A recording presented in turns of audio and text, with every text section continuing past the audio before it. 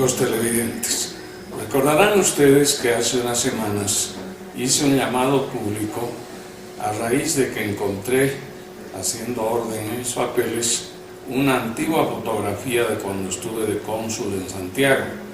Y a esa ciudad llegó una señora acompañada de su hijo de 10 años. Lo notable es que fueron invitados por un canal de televisión del país vecino porque ese niño se graduaba de agrónomo en Cochabamba. Y me pregunté, no quise romper la foto, me pregunté qué habría sido de él. Hice un llamado público, que lo van a ver enseguida, y después les cuento qué pasó. He estado revisando papeles y echando a la basura los que no van a servir eventualmente de mi archivo. Y del archivo que guardé cuando estuve de cónsul general en Santiago, encontré una foto que les vamos a mostrar enseguida de Leonardo José Iranzo Justiniano. Él, cuando visitó Santiago, tenía 11 o 12 años, pero lo notable es que estaba pasando clases ya para ingeniero desde sus 10 años en la Universidad de Cochabamba, ingeniero agrónomo, y se iba a graduar a sus 14. Él visitó el consulado con su mamá, le dimos un almuerzo con el personal y pasamos un rato muy agradable con este niño súper dotado. Y ahora no he querido botar esta foto y hago un llamado a él, si está en Bolivia o quizá ha emigrado, o a su mamá o a cualquier familiar que me cuente dónde está Leonardo José Iranzo Justiniano, en cuántas materias o profesiones se ha graduado y cómo se gana la vida hoy, 18 años después. Veremos si su vida ha sido un éxito o no ha logrado plasmar los sueños que tenía de niño. Pero me gustaría que la mamá era cruceña, que alguien de la familia, o ella misma, o este joven, Leonardo José, nos diga qué ha pasado con ellos.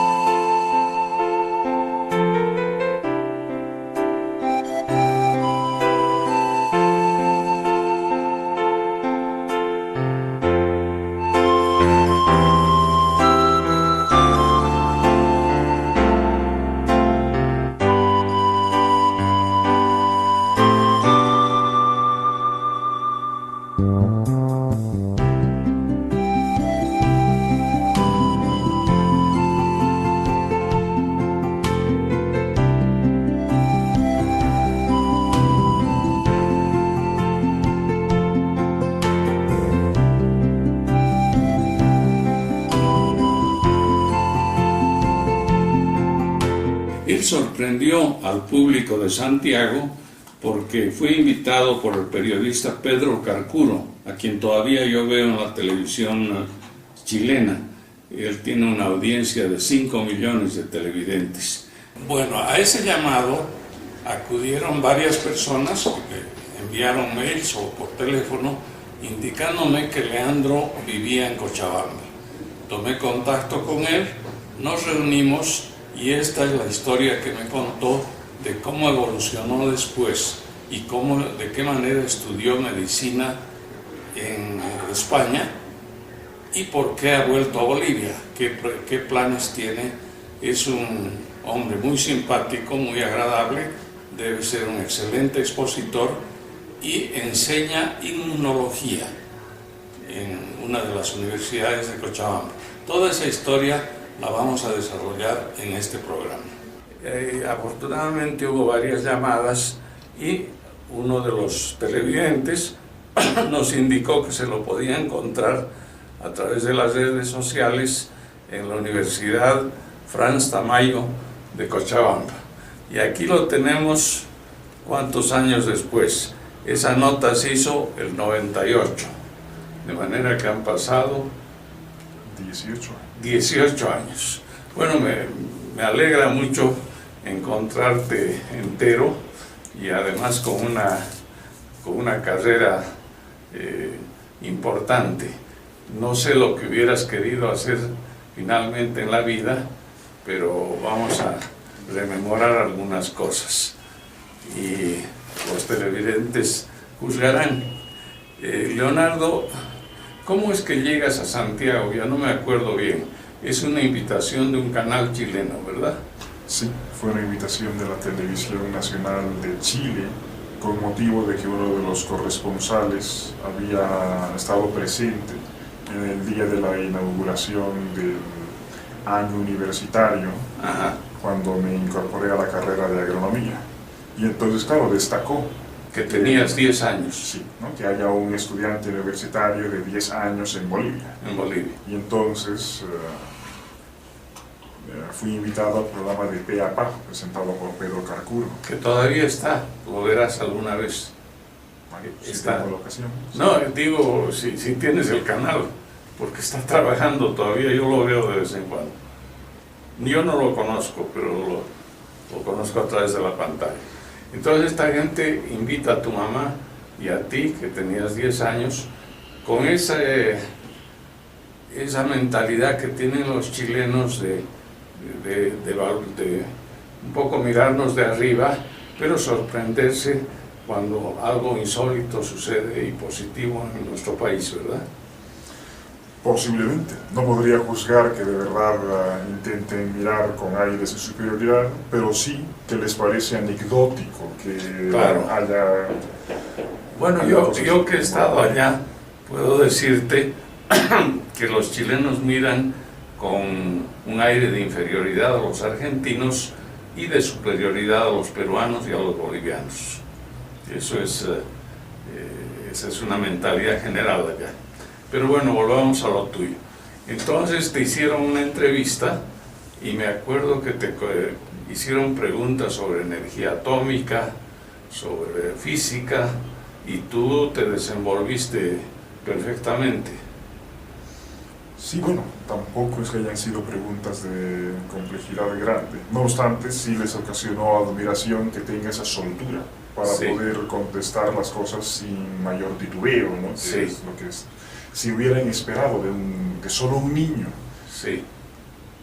Ahora, tú me decías que en esa época en Cochabamba era más fácil para un niño de tu edad avanzar en los estudios y entrar a la universidad a los 10 años, y que ahora piensas que ya no es así.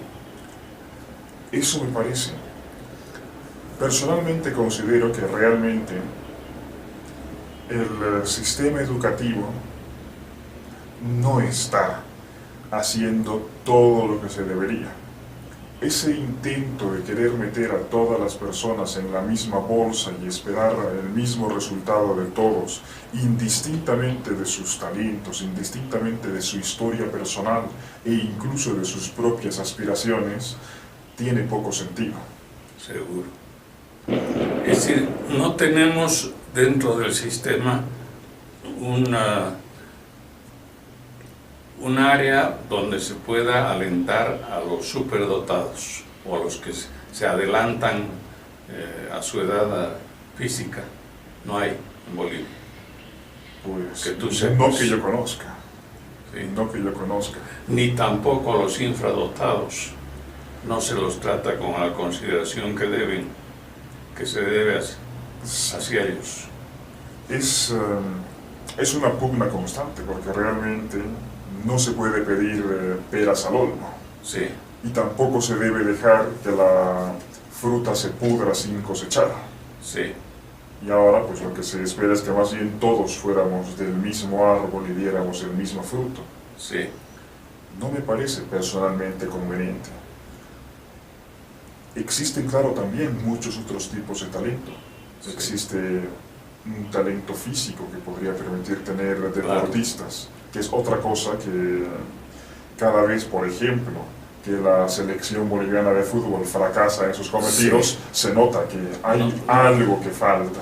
Nos desalienta periódicamente la selección, ¿no? Sí. Y eso que se ha sembrado el país de canchas de fútbol con pasto sintético. Sí.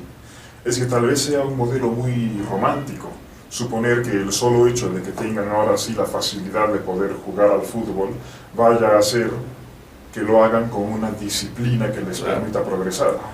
Y sobre todo tú que eres médico, convendrás conmigo en que niños que no están bien alimentados en sus primeros años no van a dar resultados positivos luego. Claro, tienen las cartas en entran contra. con un hándicap ya. Pero en fin, son los problemas del sistema. Bueno, a raíz de esa invitación, yo los invité al consulado, creo que almorzamos o tomamos té, conocí a tu mamá y se volvieron a Bolivia. Y ahora que hice una revisión y eliminación de papeles que se me han acumulado a lo largo de la vida, encontré esa nota que la hemos visto, que la hemos pasado antes, y me pregunté qué habría sido de ti, si te fue bien, si estabas vivo finalmente.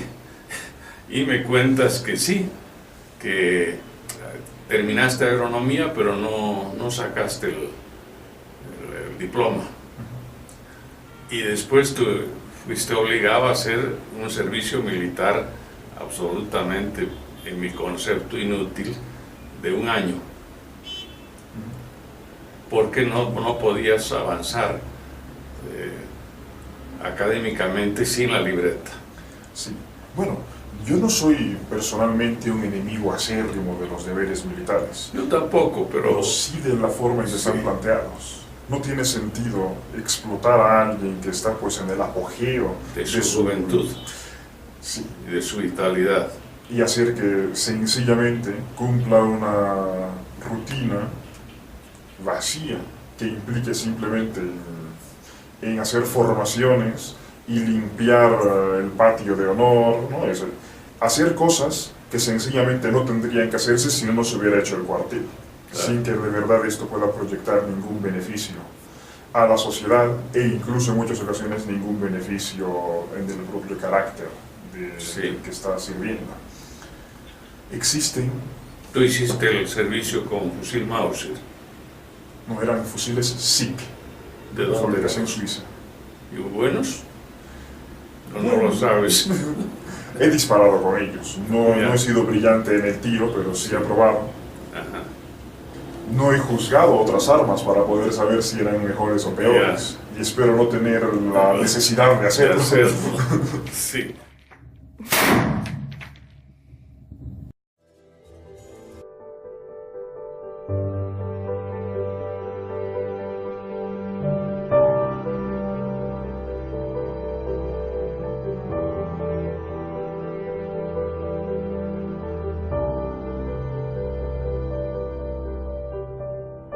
Bueno, terminas ese servicio militar, te quedas 1 año más en Bolivia y ¿qué sucede luego?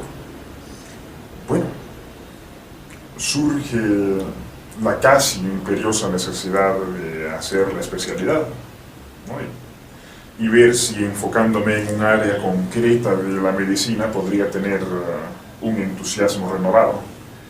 Y entonces decido trasladarme a España a hacer allí la especialidad. ¿Dónde vivía tu padre?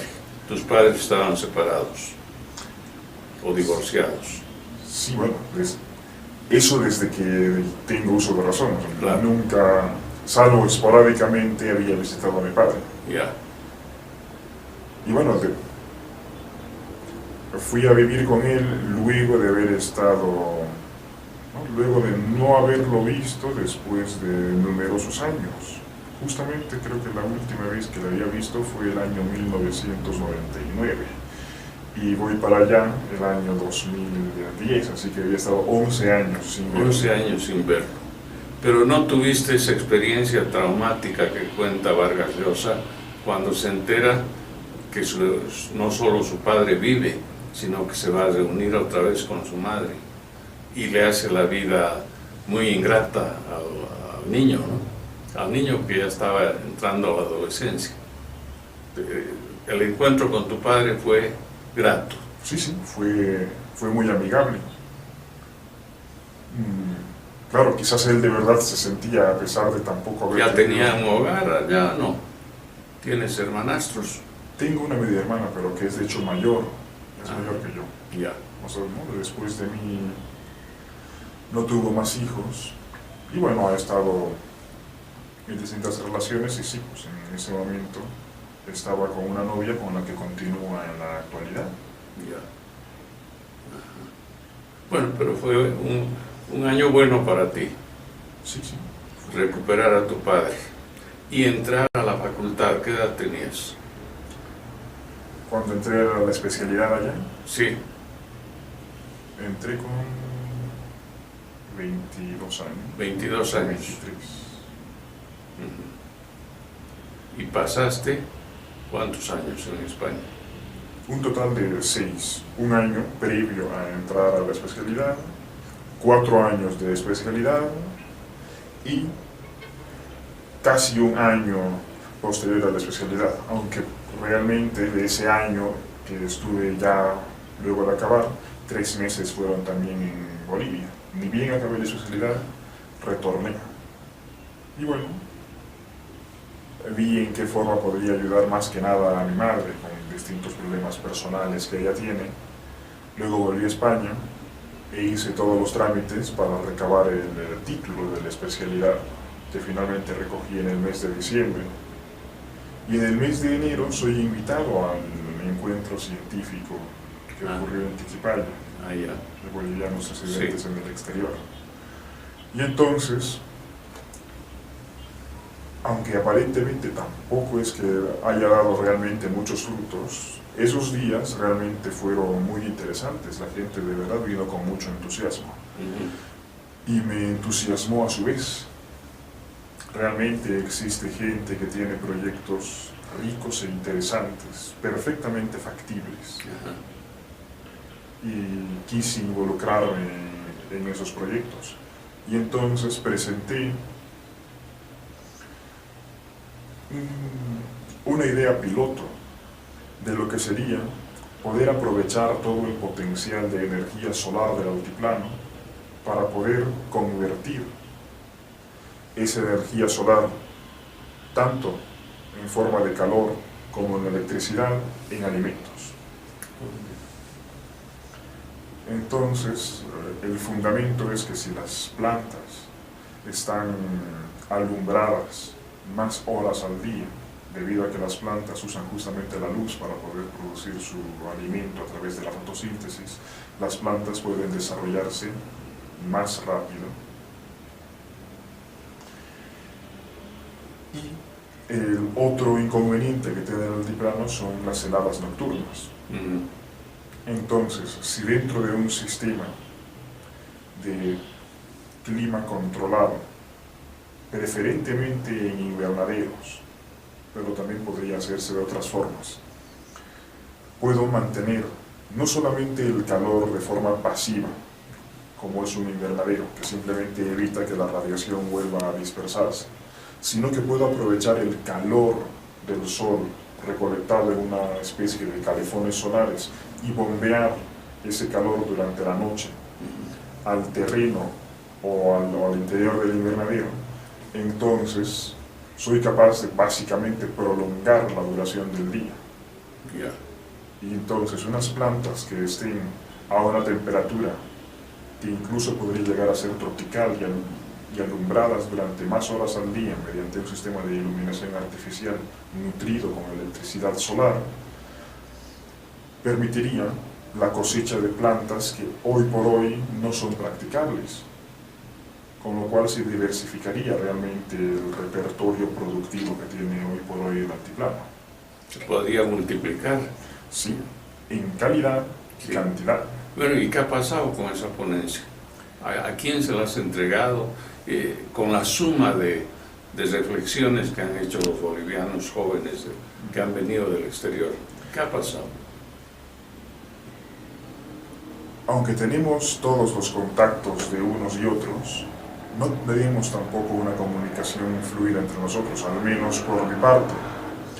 Lo que más llamó la atención, lo que más se quiso destacar fue justamente intentar volver a explotar el potencial hidrocarburífero, Sí. ¿no? Con la idea de hacer una planta de polipropileno, con Sí. la idea de intentar explotar más gas de aquellos campos que ya son maduros, ¿no? Para poder Sí. tener mayor volumen. Pero básicamente, y es una cosa que ahora sí está diciendo el gobierno, la esperanza de poder ya dejar de exportar una materia prima como es el gas, sino más bien un valor agregado, que es la electricidad. Sí. Poder producir la electricidad de forma local y más bien distribuir esta electricidad ya generada. Y bueno, ahí surgieron distintas ideas. Otra de las cosas que más se sacó fue justamente el uso del litio.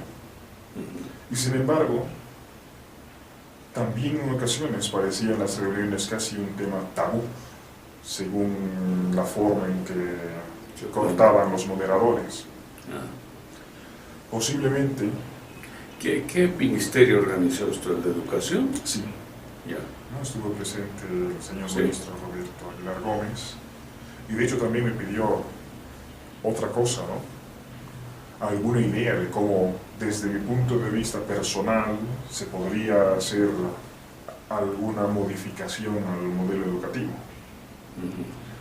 Claro, sería simplemente basada en mi propia experiencia. Claro. Bueno,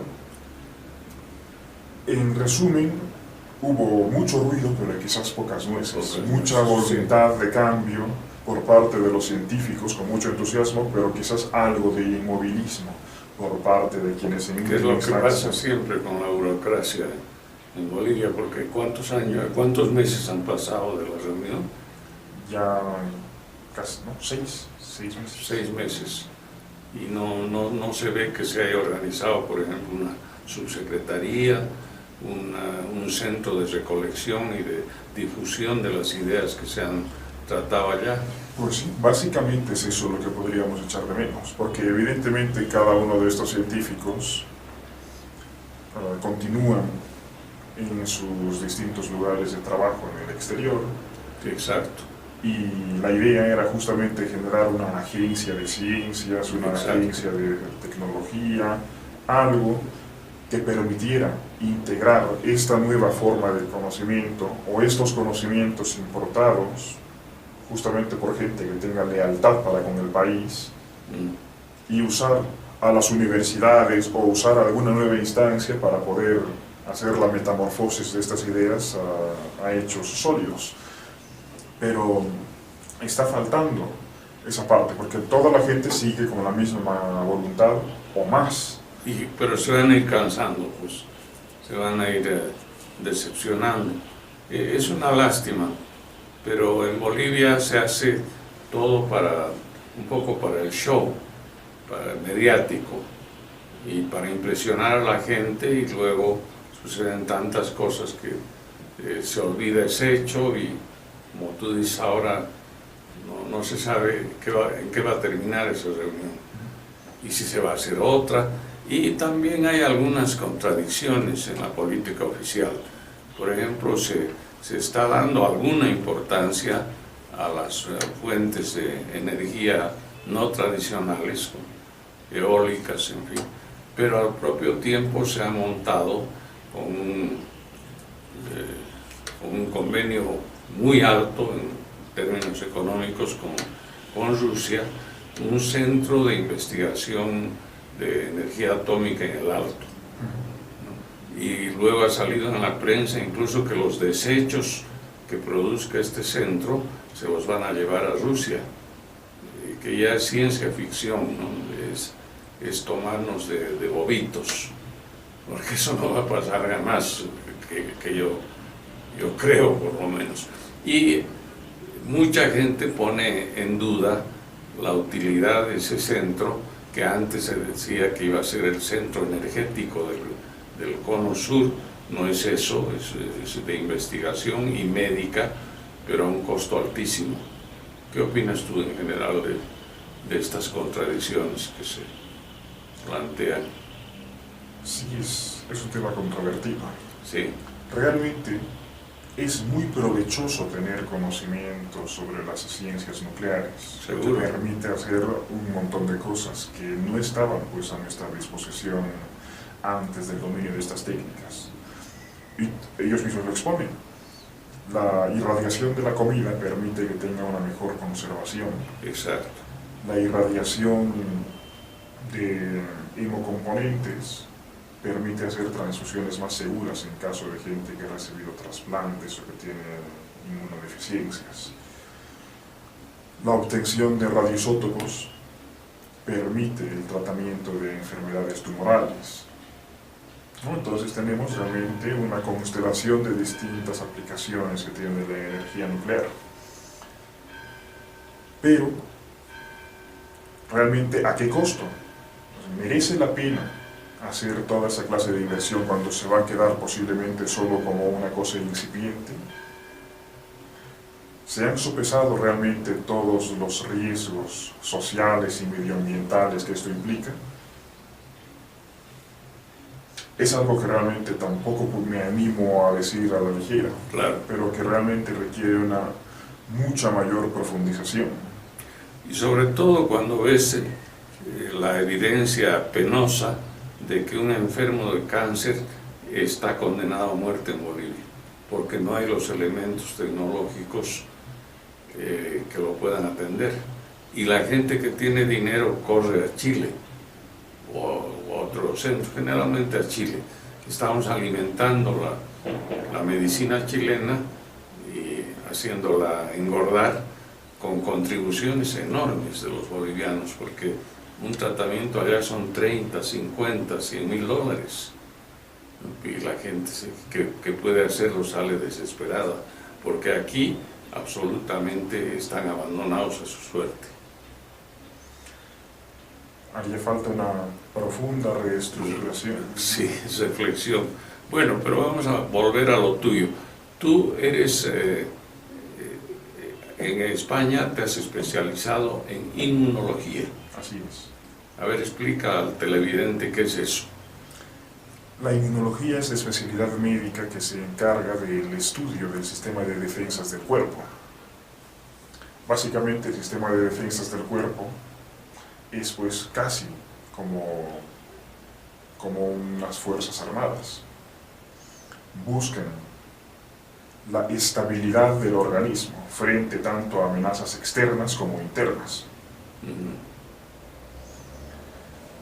Y lo hacen por distintas vertientes, desde la defensa contra la invasión del organismo por microorganismos, o la detección de células tumorales y su posterior eliminación, como también los propios sistemas de reparación del cuerpo. Las células que se encargan de hacer la cicatrización de una herida son, entre otras, también células del sistema inmune. Entonces el sistema inmune busca mantener la integridad del organismo frente a las amenazas tanto internas como externas. O sea que es una etapa previa a la atención de la enfermedad misma, cualquiera que sea. Bueno, el sistema inmune también puede tener sus errores. O sea, si el sistema inmune falla y me da una infección, sí, entonces ya primero se resuelve la infección y luego se ve si ha habido una falla en el sistema inmune. Pero los defectos del sistema inmune son lo más inquietante, porque existen enfermedades en las que el organismo se ataca él solo, que son las enfermedades autoinmunes, como el lupus, como la artritis reumatoide, como distintas enfermedades endocrinológicas. Y se ha gastado y se seguirá gastando muchos recursos en entender los mecanismos que subyacen a esto, porque realmente se trata de enfermedades crónicas. O sea, si el propio sistema de monitoreo que tiene el organismo es lo que está fallado, entonces realmente estamos hablando de un mal crónico y que además tiende a empeorar. Y esto es algo muy significativo en la calidad de vida de las personas. Y además de un coste social y económico muy alto. Ahora, tú no has ejercido la medicina, te has graduado de médico en España en esta especialidad, pero has vuelto a la cátedra en Bolivia. ¿Tú tuviste la oportunidad de quedarte? Sí. ¿O no, lo pensaste? Podría haberme quedado en España, pero una conjunción de factores ha hecho que decida quedarme, o sea, decida volver aquí al país, porque realmente estimo que Bolivia tiene más potencial de desarrollo y más falencia de factores que lo susciten que España. España, por el contrario, tiene menos recursos propios con los cuales podría hacer algo. Y al mismo tiempo, de hecho, más bien está saturado de gente que es muy capacitada, pero que no encuentra fondos para poder hacer desarrollo, cosa que ha originado un éxodo Ni de empleo.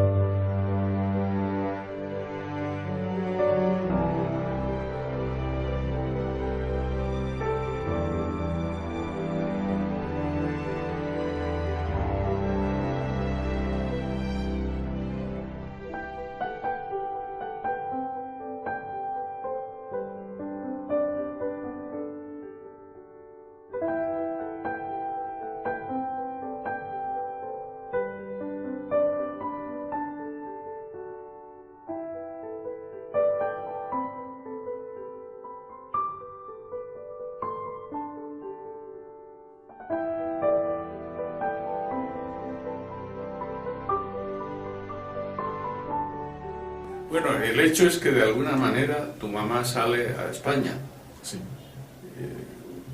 Buscando un trabajo. Sí, ella con todo ese emprendedurismo Sí. que la había caracterizado, encontró pues los medios para tener unos locales, unos hostales, Ya. y de estos alquileres, con este propio dinero, garantizando con las propias propiedades, conseguir préstamos bancarios para a su vez comprar más y sostener con esos mismos alquileres la deuda. Ya. Y entonces, claro, dejamos esa función de que el alquiler es más caro que lo que yo pago de préstamo al banco, lo dejamos más de 15 años funcionando y realmente ya tengo propiedades que son mías y sin deudas con el banco. Ajá. Y eso le permite viajar. Sí. Y ahí se enamora o se encuentra con tu padre.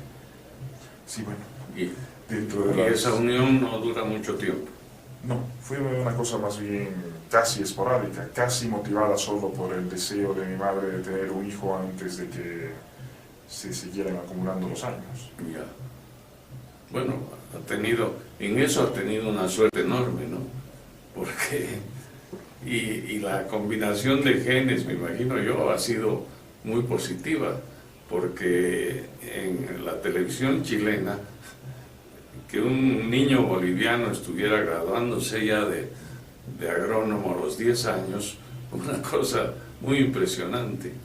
Pero ahora te voy a hacer un par de preguntas personales sobre tu retorno a Bolivia. Tú enseñas en la Universidad de Franz Tamayo de Cochabamba. ¿Eso te permite vivir decorosamente o podrías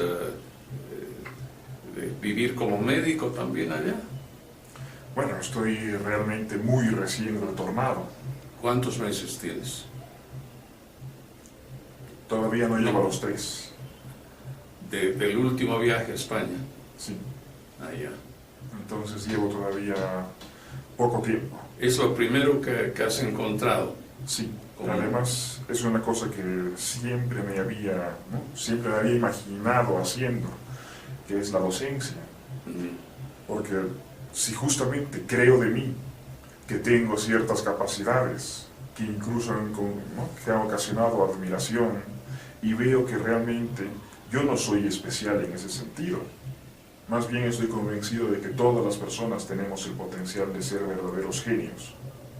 Si soy capaz de poder transmitir este concepto a otra gente, en este caso a mis alumnos, y siquiera pues en uno de ellos surgiera esa chispa y decidiera cambiar de rumbo para de verdad despertar el potencial, no ese potencial quizás de ser, como decían justamente en la entrevista de Chile, no ese potencial de aprender 7 idiomas o de poder calcular como una calculadora de forma instantánea, sino de realmente comprender cuáles son los problemas que tiene la sociedad, de cuáles son los conflictos, cuáles son las carencias, y detectando esto, proponer soluciones. Y no solo quedarme en proponer, sino justamente formarme en aquel conocimiento que me permita crear soluciones. Y esta capacidad de ser creativo en cosas que realmente puedan transformar la realidad es pues la genialidad.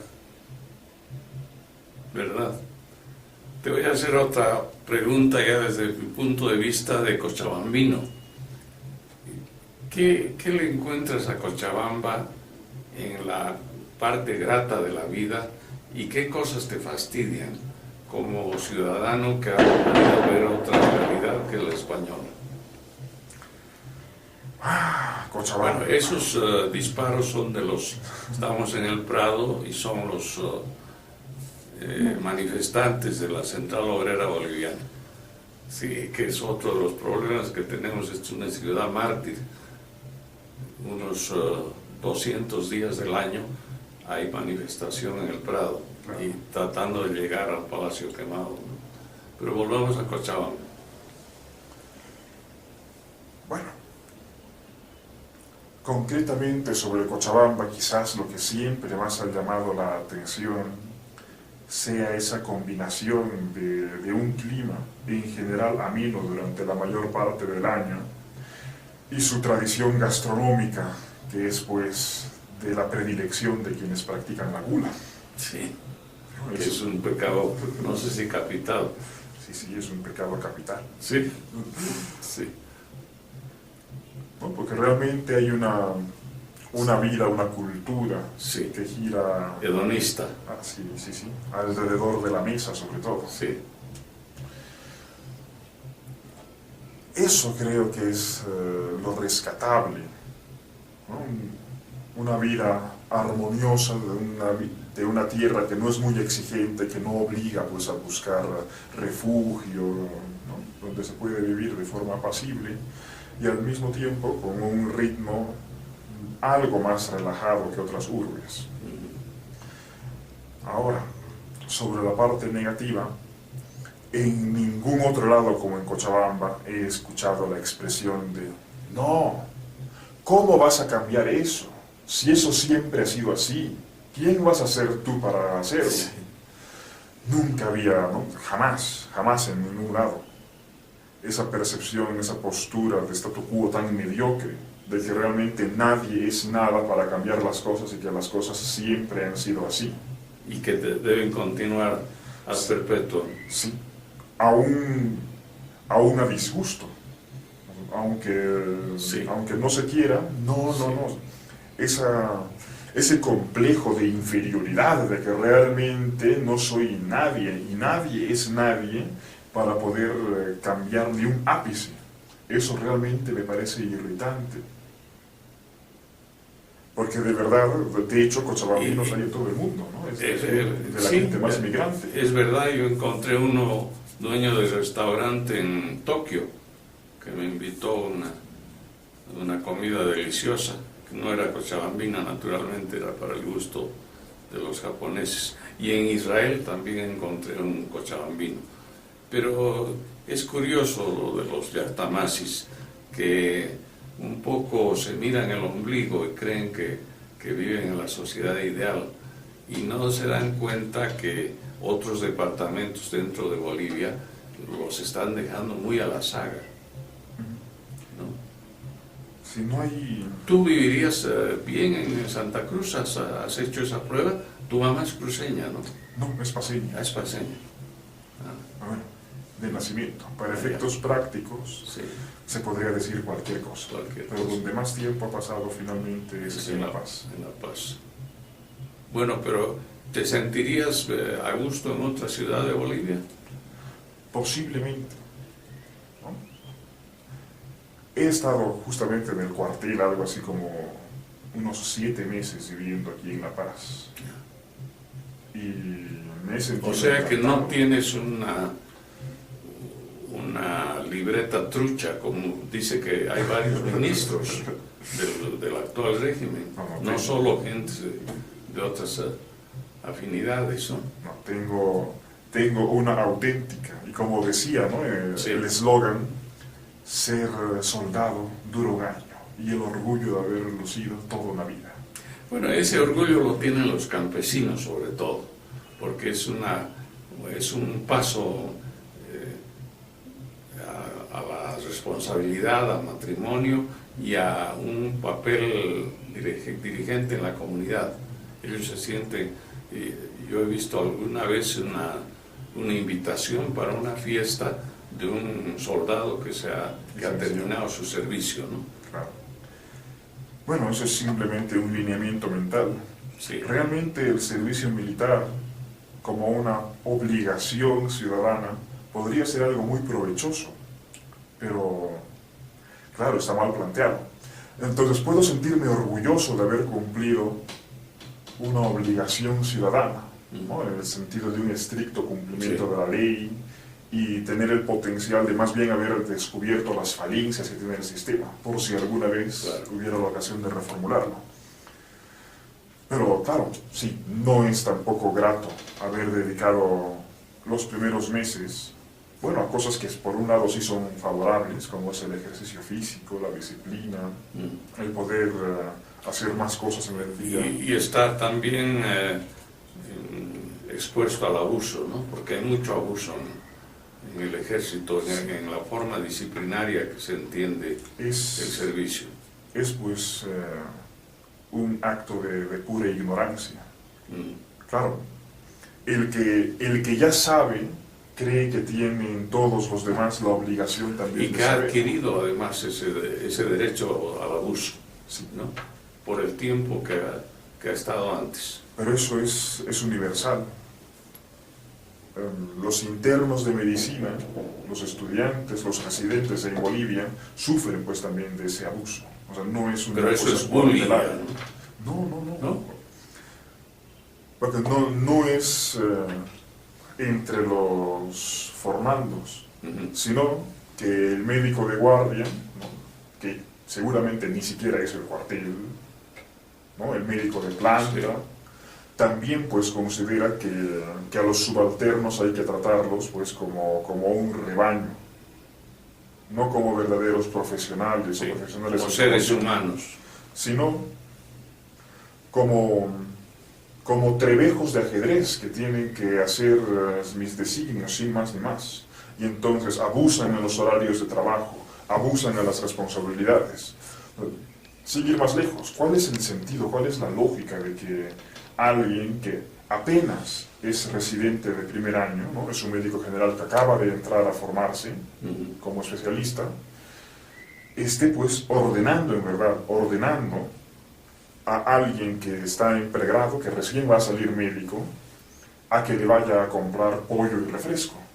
Y lo hacen. Claro, es el pan nuestro de cada día, Hombre, ¿no? Una verdadera dictadura, donde tampoco reconoce el pago. O sea, de verdad existe una perversión en el sentido de que el más mínimo extra de estatus, o ni siquiera autoridad, de antigüedad quizás, me haga acreedor pues de toda clase de pleitesías por los subalternos.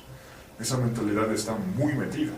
Esa Sí. total falta de consideración por la vida personal. quisiera que me digas cómo ves tu vida. No sé si haces un poco de prospectiva. Veo que tú meditas mucho y muy bien las cosas. ¿Cómo ves tu vida en 10 años? ¿Vas a continuar como catedrático? ¿Vas a cambiar? ¿Cómo querría estar ¿Cómo en querría, 10 sí? años? Bueno, porque ahora tienes 29. Tendría la perspectiva de, durante todo este tiempo, haberme granjeado una numerosa cantidad de contactos, contactos estratégicos. ¿Con qué intención? Pues justamente de llevar a cabo proyectos como el que expuse para poder echar el parece sol del estupendo, altiplano, sí. y muchas otras reformas. Básicamente, reunirme pues con otros correligionarios. Me imagino que en 10 años ya habría llegado a un punto bastante maduro de esta unión con otros correligionarios y podría tener... Correligionarios no políticos, sino intelectuales. Sí, aunque bueno, también tenemos que políticos, reconocer sí, que somos claro, criaturas políticas claro, desde que nacemos. claro. Quizás uno de los problemas en la actualidad es que la gente más bien se deslinda de la política. Sí. ¿No? O sea, como que no, los políticos son corruptos y vamos a alejarnos de los políticos porque son unos desgraciados y no queremos saber nada de ellos.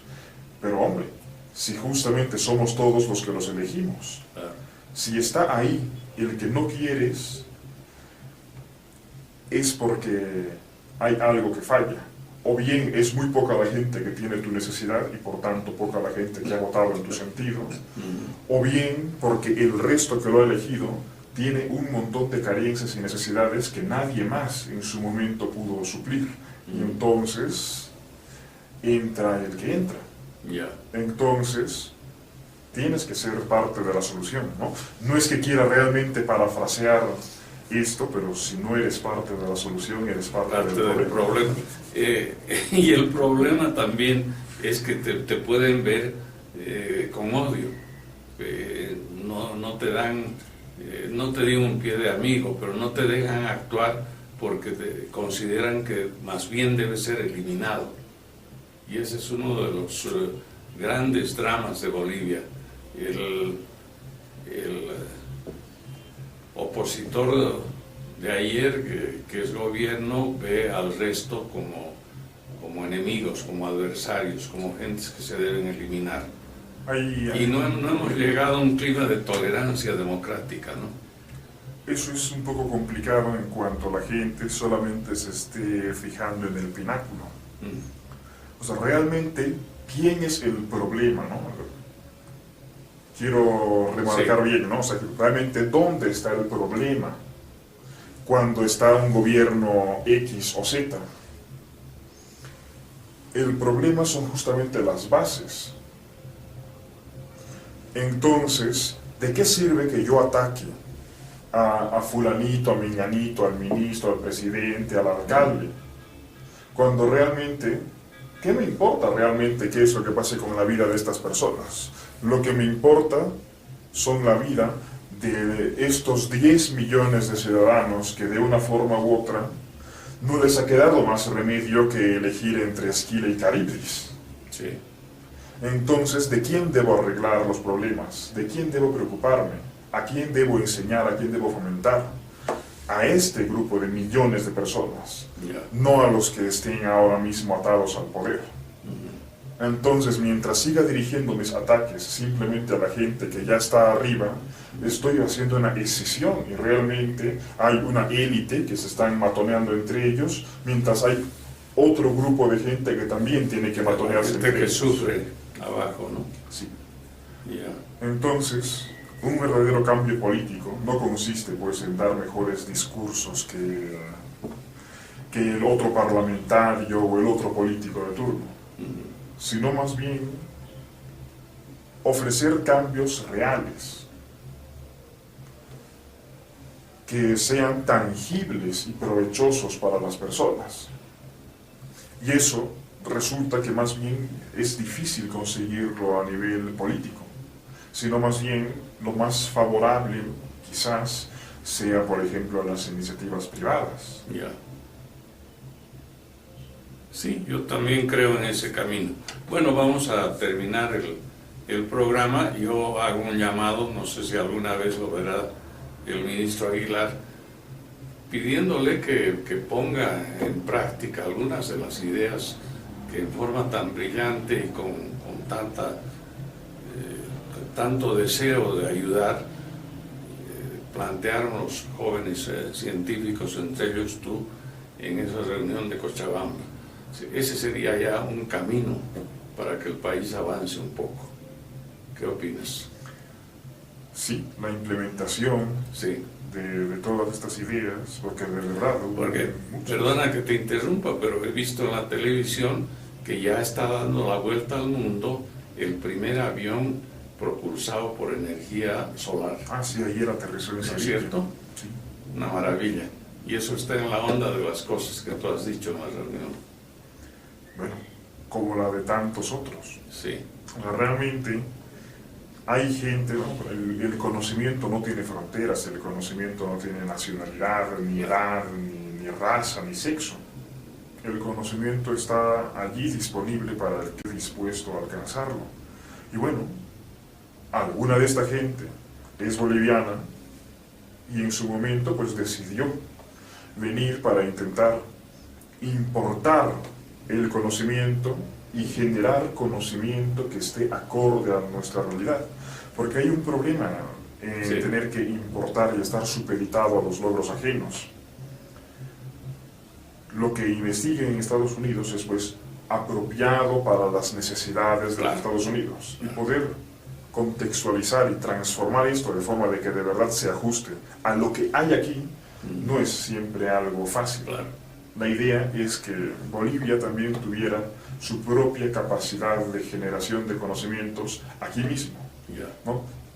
No estoy pues particularmente interesado en que haya bolivianos en el extranjero que vayan a ganar incluso premios Nobel, Ya. porque justamente lo importante, ¿no? Esta gente ha engrosado entonces la capacidad de la Universidad Sorbona o de Harvard, ¿no? Claro.